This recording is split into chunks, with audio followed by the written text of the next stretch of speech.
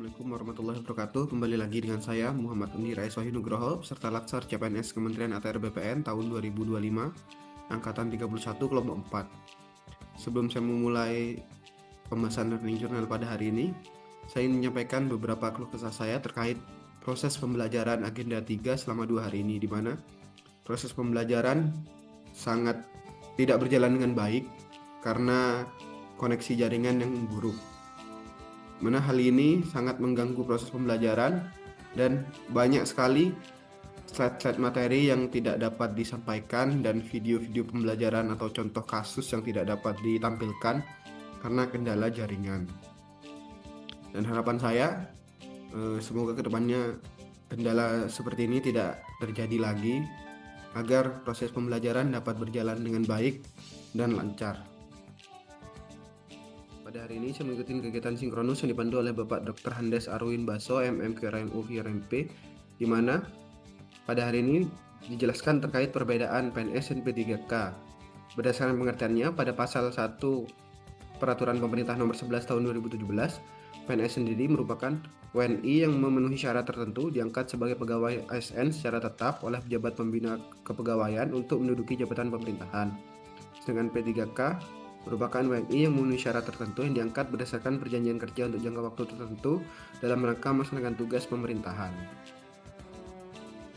Bapak Arwin Baso juga menjelaskan terkait jabatan PNS sendiri, di mana terbagi menjadi 3, yaitu jabatan administrasi, jabatan fungsional, dan jabatan pimpinan tinggi.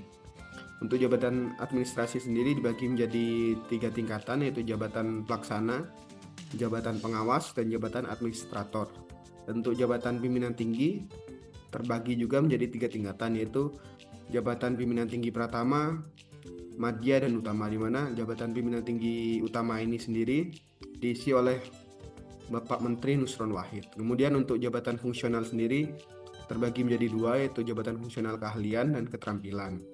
Untuk jabatan fungsional keterampilan terbagi menjadi 4 tingkatan, yaitu pemula, terampil, mahir, dan penyelia. Dan untuk jabatan fungsional keahlian juga terbagi menjadi 4 tingkatan, yaitu pertama, muda, madya, dan utama. Juga adalah beberapa peraturan yang mengatur terkait jabatan penata pertanahan. Jabatan fungsional sendiri diatur dalam Permenpan RB nomor 1 tahun 2023, dan untuk jabatan fungsional penata pertanahan diatur dalam Permenpan RB nomor 77 tahun 2020. Sedangkan untuk petunjuk teknis sendiri diatur dalam Peraturan Menteri ATR Kepala BPN nomor 28 tahun 2021.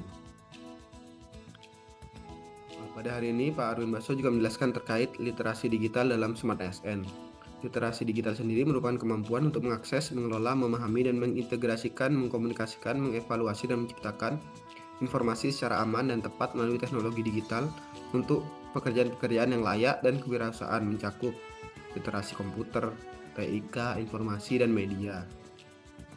Terdapat 4 pilar literasi digital, yaitu yang pertama digital skills atau kecakapan digital, yang kedua digital culture atau budaya digital, yang ketiga digital ethics atau etika digital, dan yang keempat digital safety atau keamanan digital, di mana keempat pilar ini saling berkaitan.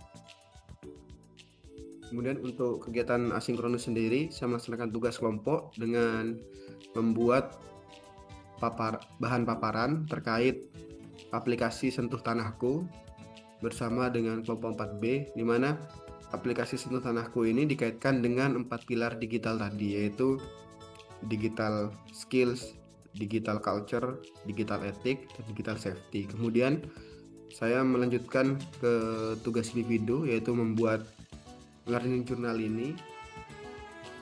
Berdasarkan kegiatan hari ini saya dapat memperoleh beberapa pembelajaran, yaitu sebagai seorang ASN kita harus mempunyai kemampuan untuk memanfaatkan dan menggunakan teknologi terkini agar sebagai seorang ASN kita dapat terus beradaptasi dengan perubahan yang terjadi saat ini dan dapat memberikan pelayanan yang maksimal dengan memanfaatkan teknologi-teknologi terbaru saat ini.